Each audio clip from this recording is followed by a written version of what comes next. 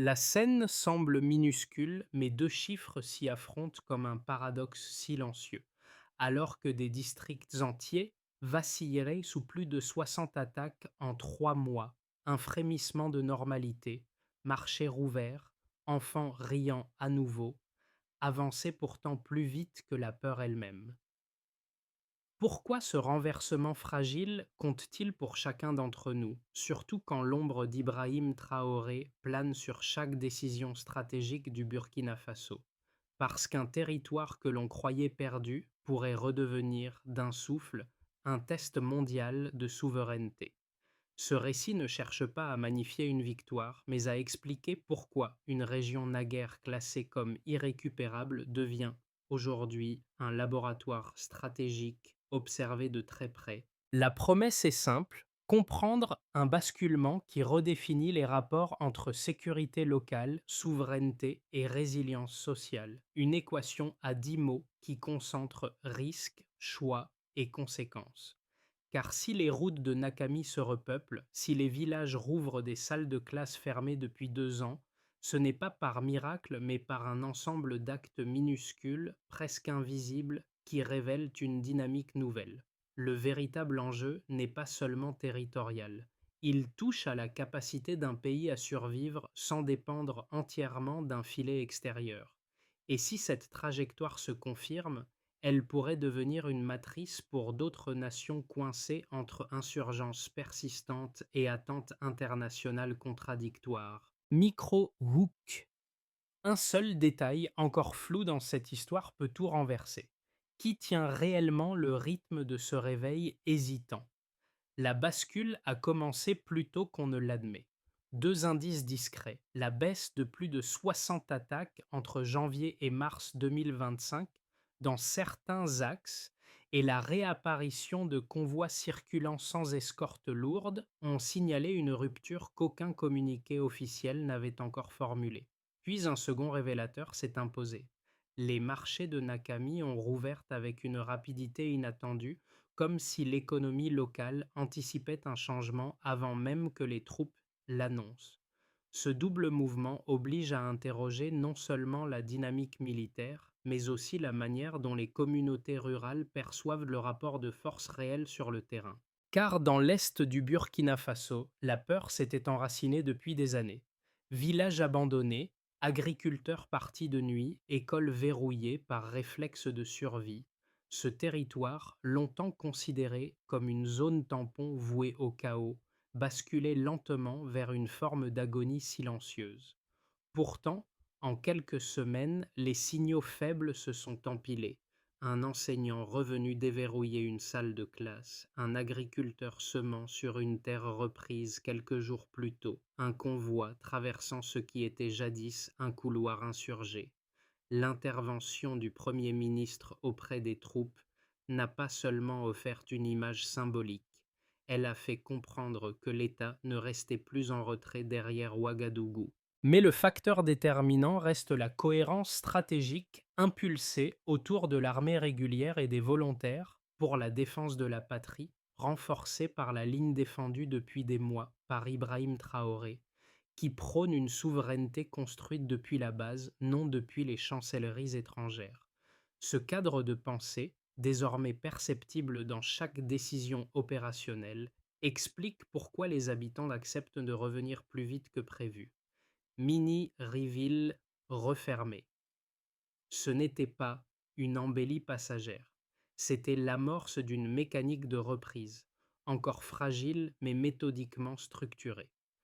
Pour comprendre ce qui se joue réellement à Nakami, il faut suivre une voie discrète, celle d'un sous-officier stationné depuis 18 mois dans la zone, témoin direct d'un basculement que les cartes tactiques ne montrent pas. Il décrit d'abord un quotidien de poussière et de tension, rythmé par des patrouilles où chaque virage pouvait masquer une embuscade. Pourtant, il évoque aujourd'hui un autre rythme, celui de villages qui recommencent à allumer des lampes au crépuscule, signe que les habitants n'ont plus peur d'être vus. Cette transition, presque imperceptible pour un observateur extérieur, dit plus sur l'évolution du terrain que n'importe quel rapport institutionnel. Un second témoignage éclaire un autre versant du phénomène. Une enseignante revenue dans une école fermée 2 ans durant raconte la manière dont les enfants, d'abord silencieux, ont repris confiance à mesure que les patrouilles devenaient plus régulières. Elle parle de portes réparées, de tableaux réinstallés, mais surtout de la première journée où les élèves ont emprunté le chemin de classe sans être escortés. Pour elle, cette simple marche collective valait autant qu'une victoire militaire. Ces cas ne sont pas isolés. Ils forment les premiers signaux d'un ancrage nouveau entre sécurité et reconstruction. Les habitants perçoivent que la présence de l'État ne dépend plus d'opérations ponctuelles, mais d'une continuité assumée. Cette perception transforme la logique du retour, car un village n'est jamais repris tant que ses habitants ne s'y réinstallent pas durablement. Clôture de la section. La stabilité commence toujours par des gestes minuscules. Le déclencheur n'a pas été une grande annonce.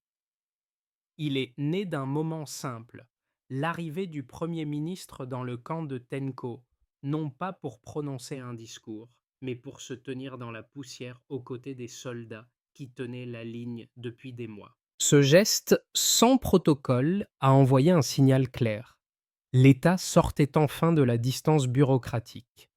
Dans une région où les populations avaient longtemps eu l'impression de défendre seuls leur village, cette présence incarnée a réouvert une brèche psychologique. À partir de là, les opérations ont changé de rythme. La montée en puissance s'est enclenchée dès les premières semaines. Une coordination accrue entre les unités régulières et les volontaires du VDP a permis de sécuriser des routes autrefois abandonnées aux insurgés. Les convois ont recommencé à traverser des zones que l'on croyait perdues. Les drones déployés comme sentinelles aériennes ont réduit l'incertitude opérationnelle et permis de repérer des déplacements suspects bien avant qu'ils ne prennent forme. Cette nouvelle architecture de terrain,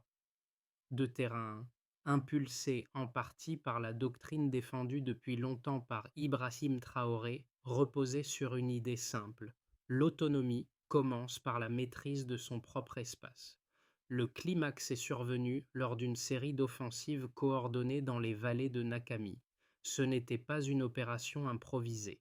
Les équipes locales avaient cartographié chaque entrée, chaque zone de repli, chaque point d'eau susceptible d'abriter une présence hostile. Les, les volontaires ont guidé les unités régulières comme si elles suivaient une trame invisible tissée par des années de vie dans ces paysages. Au lever du jour, plusieurs positions insurgées sont tombées. Les drapeaux étrangers brandis par certains groupes ont été arrachés, remplacés par le rouge, le vert et l'or du Burkina Faso.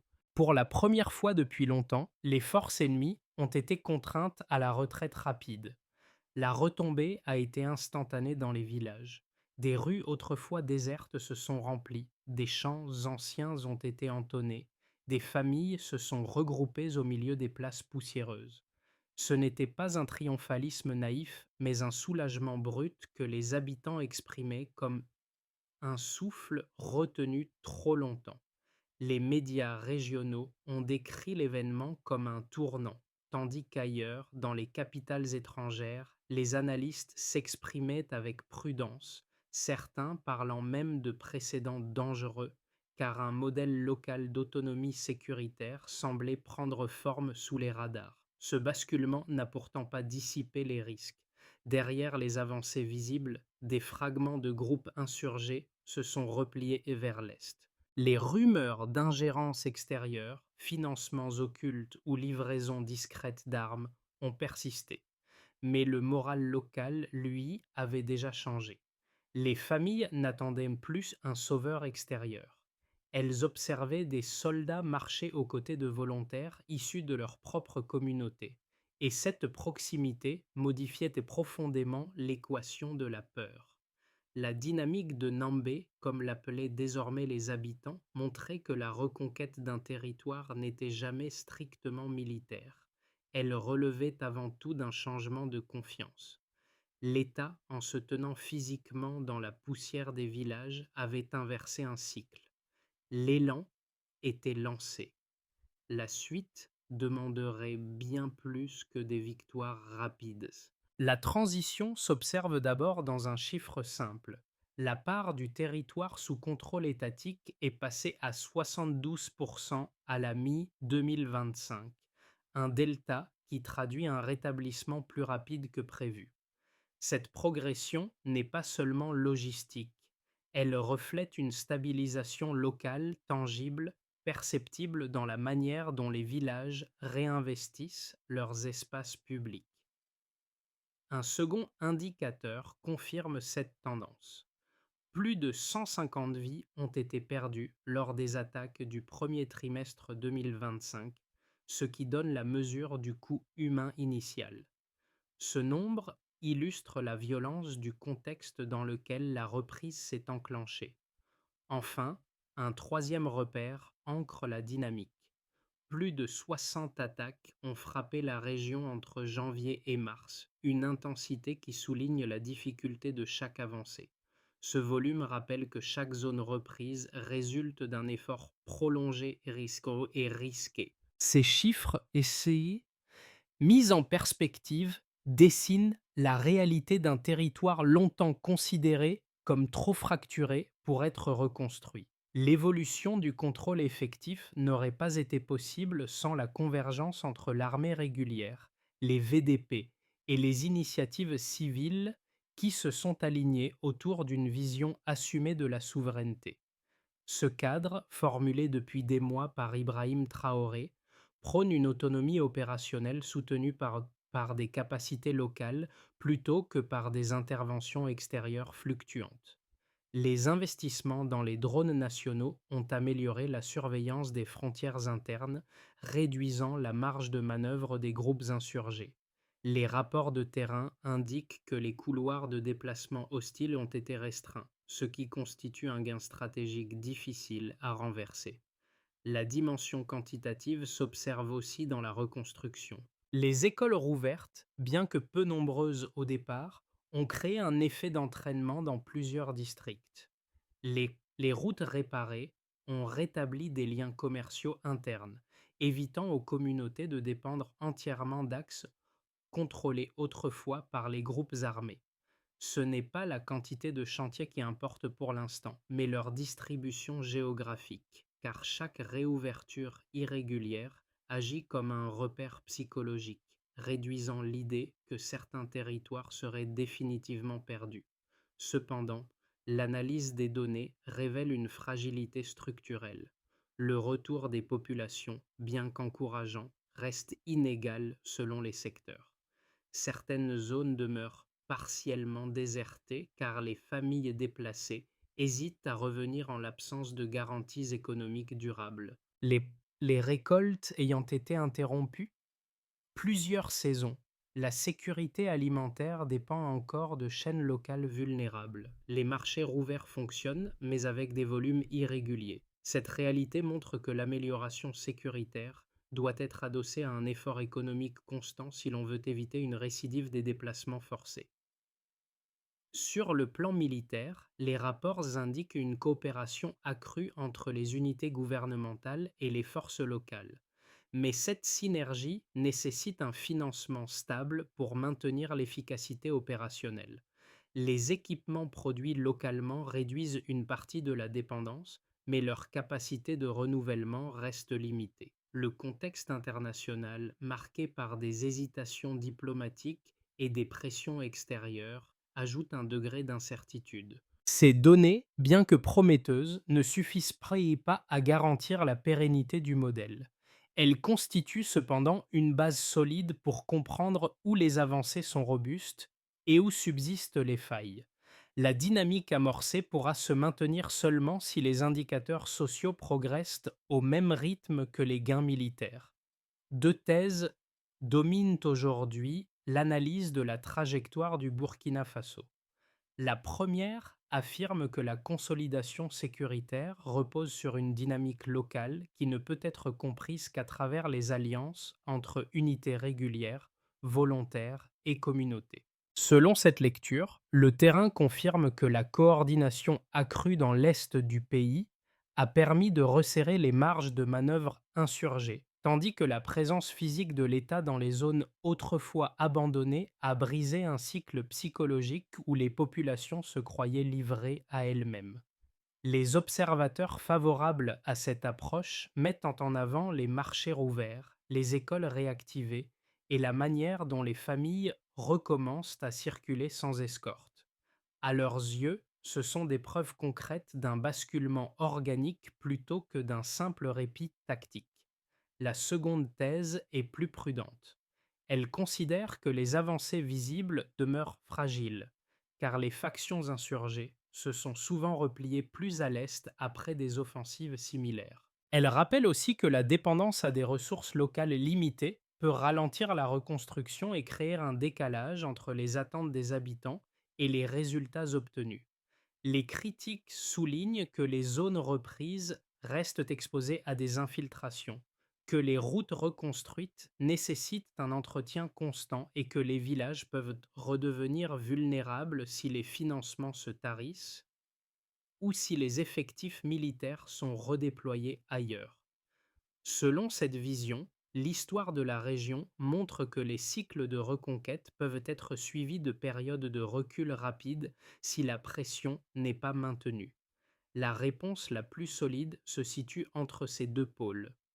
Les faits sur le terrain confirment que les progrès actuels sont bien réels, appuyés par des actions coordonnées et une stratégie cohérente. Mais ils montrent aussi que ces gains ne deviendront durables que si la reconstruction civile avance au même rythme que la sécurisation militaire. Les villages où les écoles rouvrent lentement, où les agriculteurs reviennent planter, fournissent les signaux les plus fiables. La stabilité existe réellement lorsqu'elle s'incarne dans la vie quotidienne, pas seulement dans les rapports d'opération. Clôture. La solidité d'un modèle se mesure toujours à sa capacité à survivre au temps. Le pivot arrive plus tôt qu'on ne le croit, car au cœur de Nakami, un détail presque invisible a changé l'interprétation générale. Des villages autrefois silencieux ont commencé à transmettre des rapports locaux affirmant que les mouvements insurgés perdaient de la cohésion, non pas sous l'effet d'une seule offensive, mais sous l'impact combiné des patrouilles, des drones nationaux et de la coopération communautaire. Ce glissement discret, observé d'abord dans 3 communes, a révélé que la dynamique de contrôle n'était plus dictée par la peur, mais par une capacité locale à anticiper et à verrouiller les accès. C'est dans cette phase intermédiaire que le rôle politique d'Ibrahim Traoré est devenu un marqueur déterminant. Sa doctrine qui lie souveraineté et participation directe des habitants a transformé l'environnement en un espace où la résistance ne repose plus uniquement sur des dispositifs militaires, mais sur une adhésion collective. Ce changement a surpris plusieurs analystes extérieurs, car il ne correspondait pas aux schémas habituels de stabilisation dans les zones de conflit. La révélation du midpoint est donc claire. La reconquête n'est pas un mouvement unidirectionnel, mais une mécanique sociale qui redéfinit l'équilibre réel du terrain. Les effets de la reprise ne se lisent pas uniquement dans les cartes militaires. Ils se déploient dans 4 sphères distinctes qui révèlent la profondeur du basculement. Groupe NN, niveau des populations locales. Dans plusieurs villages de Nakami, les familles ont recommencé à reconstruire des habitations abandonnées depuis des années. Les marchés fonctionnent de nouveau, même si les volumes restent modestes. Les écoles rouvertes attirent un nombre croissant d'enfants, créant une dynamique où la normalisation devient un acte collectif. Les habitants témoignent que la peur nocturne, autrefois omniprésente, s'estompe à mesure que les patrouilles consolident leur présence. La reprise agricole, encore inégale, marque cependant une avancée décisive. Les agriculteurs ne cultivent plus seulement pour survivre, mais pour rétablir des réseaux d'échanges internes.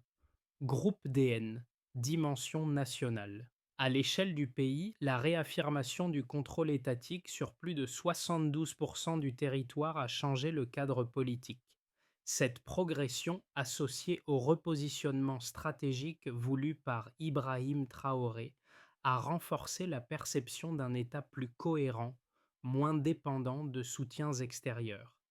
Les institutions nationales se réorganisent pour accompagner les zones récemment stabilisées, en redéployant des administrateurs, en réactivant des services civils et en installant des mécanismes de coordination entre forces locales et autorités centrales. Ce repositionnement structurel donne un visage plus tangible à la souveraineté, bien au-delà des discours officiels. Groupe ND, dimension régionale et internationale. Les voisins du Sahel observent l'évolution de Nakami comme un précédent. Au Mali, au Niger et en Guinée, des groupes locaux évoquent ouvertement la possibilité d'adopter des modèles similaires de défense communautaire. Parallèlement, les capitales occidentales suivent le processus avec prudence. Certaines y voient un risque de déviation des modèles traditionnels d'assistance internationale, tandis que d'autres reconnaissent discrètement que les résultats sont difficiles à ignorer. Cette dualité crée un environnement diplomatique tendu, où les signaux venus du terrain pèsent plus que les doctrines établies. Les analystes parlent désormais de rééquilibrage du Sahel, révélant une transformation qui dépasse largement les frontières du Burkina Faso. Groupe KV, Kind and Vie sociale, économie et tissu communautaire. Le retour progressif de la sécurité a permis la reprise des petites activités commerciales. Ateliers de réparation, micro-commerces agricoles, transports locaux. Les routes rouvertes reconstituent des flux de biens essentiels.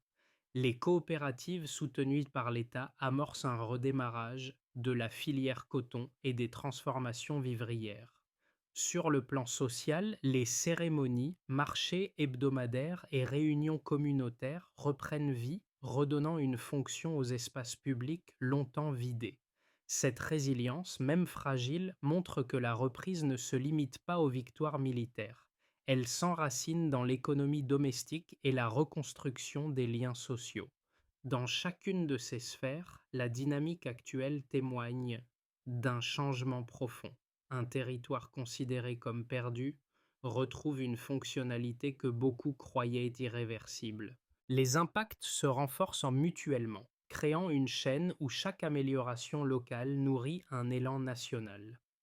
Les 6 à 12 prochains mois formeront une période charnière où trois trajectoires, distinctes mais plausibles, pourraient redessiner l'équilibre de Nakami et des zones voisines. Scénario de base. Dans cette projection, les avancées actuelles se stabilisent sans progression spectaculaire. Les patrouilles conservent le contrôle des routes prioritaires, les marchés maintiennent leurs activités et les villages continuent à se repeupler lentement. Les insurgés, affaiblis mais non dissous, se replient vers des poches plus éloignées, menant des actions irrégulières sans parvenir à renverser la dynamique générale. L'administration, quant à elle, renforce progressivement sa présence, réactivant les services essentiels et consolidant les structures locales redéployées durant les mois précédents. Ce scénario correspond à une consolidation par paliers, prudente mais cohérente. Scénario optimiste. Dans cette version, la coordination entre forces régulières, volontaires et communautés s'intensifie au point d'étendre la zone stabilisée au-delà de Nakami. Les retours de population s'accélèrent, les écoles rouvrent dans des districts voisins et les axes secondaires, longtemps négligés, retrouvent un trafic constant. Les ateliers communautaires se multiplient, améliorant l'économie locale et des zones autrefois signalées comme trop instables passant sous surveillance régulière. L'effet cumulatif produit un élan visible. Chaque avancée renforce la suivante. Les observateurs extérieurs commenceraient alors à évoquer un effet de modèle, tant la reconstruction semble s'articuler avec une logique propre au terrain plutôt qu'à des injonctions extérieures. Scénario pessimiste. Ce scénario repose sur un risque déjà identifié, la fatigue opérationnelle. Si les ressources locales s'amenuisent, si les financements pour les équipements ou la logistique deviennent insuffisants, les forces de terrain pourraient être contraintes de réduire leur présence. Les insurgés profiteraient alors de couloirs secondaires pour rétablir une activité plus agressive, ciblant notamment les villages récemment repeuplés. Une telle pression provoquerait des déplacements en chaîne, fragilisant les marchés et ralentissant la reconstruction. La confiance acquise dans les premiers mois pourrait s'effriter, entraînant un retour partiel à l'instabilité, même si le contrôle total du territoire ne serait pas remis en cause immédiatement. À travers ces trois trajectoires, une seule constante apparaît. La stabilité à long terme dépendra de la capacité du terrain à aligner sécurité, reconstruction et continuité administrative. Aucun scénario ne se joue uniquement sur la force militaire. Il s'ancre dans la cohésion entre institutions et communautés. Goi I Tedui, une stratégie durable n'est pas celle qui avance le plus vite, mais celle qui résiste aux ruptures inattendues. Ce qui se joue à Nakami ne concerne pas seulement les habitants qui reconstruisent leurs maisons ou les soldats qui protègent les axes routiers. Cela touche aussi trois cercles de public dont les attentes, souvent silencieuses, façonnent la manière dont cette histoire est perçue. Groupe A, ceux qui vivent dans les zones rurales similaires. Pour eux, ce qui se passe dans l'est du pays ressemble à une démonstration que la stabilité n'est pas une abstraction. Elle se mesure à une école qui rouvre, à un marché qui résonne, à une route que l'on peut emprunter sans crainte. Ils observent Nakami comme un miroir possible, et certains envisagent déjà comment adapter ces mécanismes à leurs propres besoins communautaires. Leur principale question reste la durabilité, car ils savent que les progrès précaires peuvent s'effriter sans soutien régulier. Groupe B, les jeunes urbains. Dans les villes, les réactions diffèrent. Beaucoup voient dans cette trajectoire un exemple d'organisation collective et de capacité locale, un encouragement à dépasser le fatalisme qui a parfois marqué les discours des années précédentes. Pour eux, le redémarrage des écoles et des activités économiques dans des zones auparavant abandonnées témoigne d'un potentiel plus vaste, celui d'une société capable de surmonter ses propres fractures grâce à la coordination et à l'ingéniosité. Ils attendent des signes supplémentaires prouvant que ces avancées ne resteront pas confinées aux zones rurales. Groupe C, le public extérieur suivant l'évolution du Sahel. Les observateurs étrangers, experts ou simples curieux, lisent dans ce processus une étude de cas. L'idée qu'un territoire fragilisé puisse redevenir fonctionnel grâce à un assemblage de ressources locales les pousse à reconsidérer des hypothèses souvent répétées sur les limites de la résilience communautaire. Ils cherchent surtout à comprendre comment les signaux faibles, écoles rouvertes, marchés reconstitués, patrouilles synchronisées, produisent un effet systémique. Goi Igneo. Suivre une histoire ne signifie pas la prendre pour acquise. Cela invite à voir ce que chaque détail révèle sur l'avenir. La consolidation des progrès à Nakami ne peut reposer uniquement sur l'élan actuel. Elle exige une structure opérationnelle claire fondée sur des responsabilités distribuées et des repères mesurables. Une feuille de route en 5 étapes permet d'esquisser ce qui renforcerait durablement la reprise observée depuis plusieurs mois, tout en s'alignant sur la vision de souveraineté défendue de longue date par Ibrahim Traoré. Étape 1. Sécurisation régulière des axes vitaux. Les unités de terrain et les volontaires locaux doivent maintenir un rythme de patrouille synchronisé sur les routes principales. Indicateurs. Réduction des incidents signalés et fluidité des convois civils sur 3 semaines consécutives. Étape 2. Réactivation des services essentiels.